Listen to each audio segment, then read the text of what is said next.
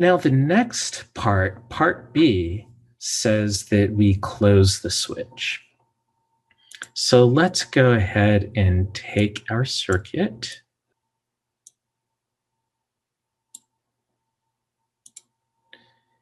And this time we are closing the switch.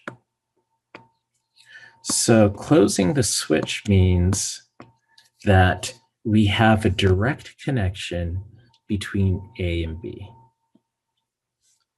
And we have to find the potential difference from A to B, which I could tell you right now that the potential difference from A to B should be 0. Now, it might be difficult to see it from this point, but first I'll describe why qualitatively the potential difference from, and I said A to B, it should be from B to A.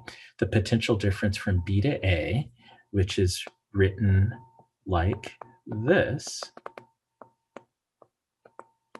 should be 0. And the reason why it should be 0 is because points B and A are connected by a single wire. And unless told otherwise, we could assume that this wire is an ideal wire, which means it can be of any length, it can be of any size, and have 0 resistances.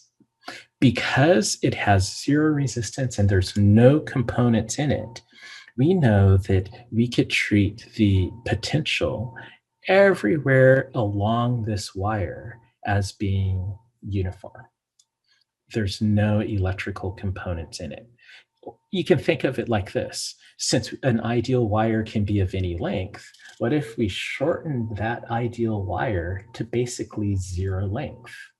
It's the same point. And so you can't have a potential difference when you're evaluating at the same point. Well, it might be a little bit easier to visualize by just redrawing our circuit, which I like to do. So let's go ahead and redraw this circuit. And we already said that, that the 2 branches are in parallel with the power supply. But now that we have the point connecting A and B together, we have to alter what we mean by in parallel. I could say points, anything between points D and C, anything between that is in parallel with the battery. So I'm going to just kind of represent that by just doing this. So this right here is representing the connection we have between our resistors. And we will call this point D, we will call this point C. And the only thing done, and you know, we could even draw it like this if it looks better to our eye. We can even draw it like this. Sometimes having too many branches kind of can be confusing or less clear. So all I've done here was just shorten the wire between points A and B. And any diagram you use, we could see that the whole chain between D and C is in parallel with our power supply. Now, what's a little bit different is now we see that the resistors we call R1 and R2, those are now in parallel with each other. And the resistors that we called R3 and R4, those are now in parallel with each other as well. So, so really, it's now we can find the current of the battery, but in order to find the current, and the current of the battery is going to be different than it was in part A, because the equivalent resistance of the circuit is likely changed, since now we have different combinations of resistors in parallel than we had before. So let's go ahead and figure out the current of the battery, or the current, generated by the battery in this scenario. And to figure it out, we are just going to go ahead and create some equivalent circuits. And I'll just kind of take this to the next page. We'll go ahead and generate some equivalent circuits. So this first equivalent circuit will say that the top chain is the equivalent resistor between 3 and 4 because they're in parallel. This is the combination point A and B. And then this is the equivalent resistor between 1 and 2. And then from there, we will have a single equivalent resistor.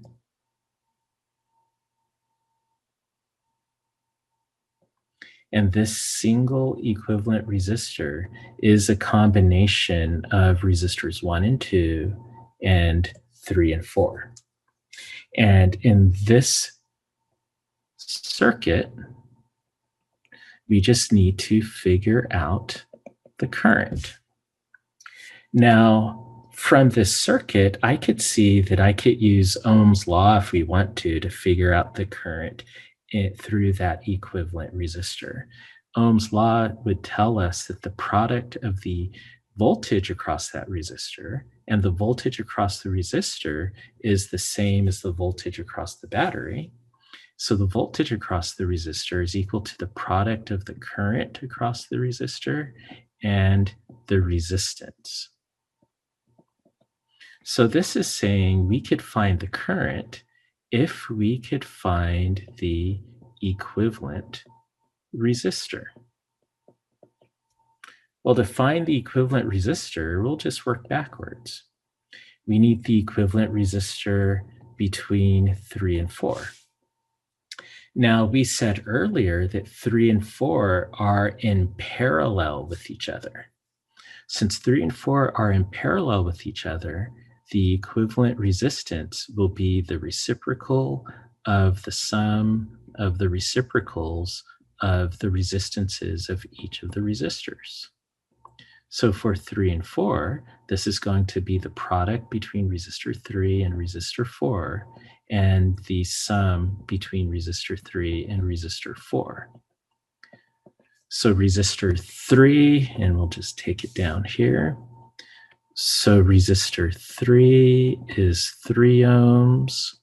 Resistor 4 is 15, not 15. Resistor 4 is 5 ohms. I was thinking ahead because 3 times 5 is 15. And the sum of the two is 8 ohms. And actually, I should have left it in variables, but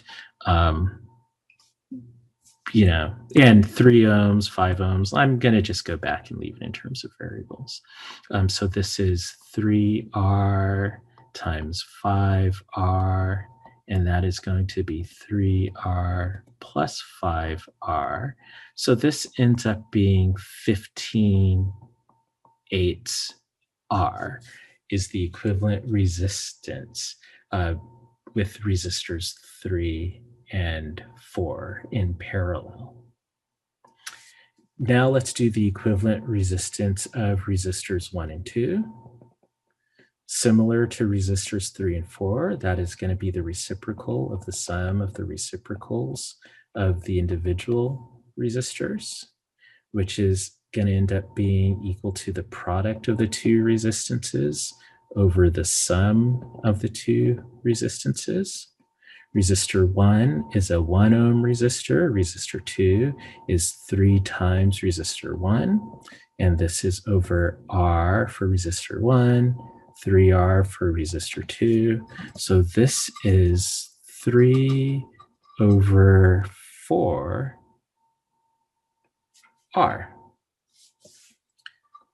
So now we have the equivalent resistances for resistors 1 and 2 and resistors 3 and 4. we have now enough information to find the equivalent resistance of those two resistors in series with each other. So that equivalent resistor is going to be equal to the sum of the equivalent resistors of the 3-4 combination and the 1-2 combination, which is equal to the 3-4 combination we said is 15/8 The 1-2 combination is 3/4 R. Let's get a combination, common denominator. So the common denominator is 2/2. The equivalent resistance is, what is that? 15 plus 6 is 21/8 R. Okay, 15, yes. So now we have the equivalent resistance of our entire circuit, which means we now have enough information to find the current that the battery is putting out. So the current is given by the EMF of the battery over the equivalent resistance. So this is 8/21, the EMF of the battery over R. And let's see what that is now. So this is 8/21. The battery has 24 volts of EMF, 1 ohm of resistance. So let's see. I guess we could factor out a 3 from the top. So that would be 8 times 8 volts over 7 ohms. If I did that in my head, you might want to double check me, but a volt per ohm is an amp. So we get 64/7 amps. And the sig figs on this problem, I guess because of the resistances, I guess we'll just do this to 1 sig fig. So I get the current when I plug it into my calculator being equal to 9 amps. So and then I said earlier that the potential difference from B to A should be 0 volts because we're not doing anything. And we could verify that if you wanted to. We could verify that by just doing the same kind of analysis we did before. We could, let's say, look at the current going down this chain. That current, I will just call that the current through resistor 4, and look at the current going down this chain, which I'll call the current through resistor 3. And since we're going from B to A, we would go up in this direction, down in this direction. And I don't think I'm going to work this out. I'll leave it to you to work it out, to vet it. But I will write that the potential from B to D plus the potential from D to A will give us the potential difference from B to A. And you would just have to go over the resistances, like the resistor 4, that would be plus I for R4, then it's minus I3 R3. And at the end of the day, when you end up finding those individual currents, I'm willing to bet that the result should be 0.